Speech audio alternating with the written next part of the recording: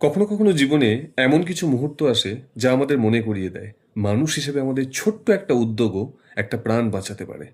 আজ ঠিক তেমনই একটা ঘটনার সাক্ষী হলাম। আমি সি বিচে দাঁড়িয়েছিলাম।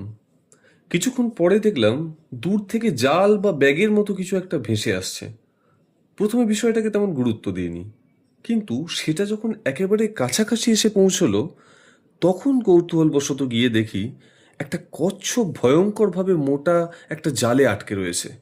জালটা এতটাই শক্ত করে তার পুরো শরীর, বিশেষ করে গলায় পেঁচিয়েছিল যে প্রত্যেকটা অংশে একেবারে গভীরভাবে ক্ষত হয়ে গেছে। দেখে মনে হচ্ছিল বেশ কয়েকদিন ধরেই সে এই অসহায় অবস্থায় সমুদ্রে ভেসে বেড়াচ্ছিল। সেই সময় আমার সঙ্গে আমার ভাই ছিল। কচ্ছপটাকে ওই অবস্থায় দেখে আমরা সঙ্গে সঙ্গে একজন জেলেকে ডাকি, কিন্তু জালটা এতটা শক্ত করে পেঁচানো ছিল যে তিনিও সেটা সহজে খুলতে পারছিলেন না। তখন আমি কাছের একটা দোকান থেকে একটা ছুরি নিয়ে আসি।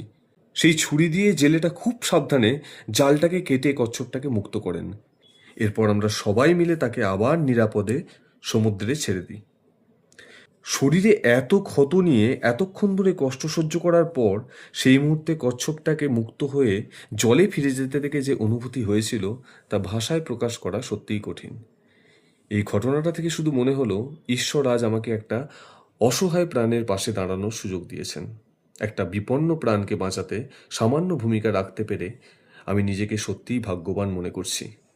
আমাদের ছোট্ট একটু সচেতনতা, একটু মানবিকতা এবং একটা উদ্যোগ কারো কাছে একটা পুরো জীবন হয়ে উঠতে পারে।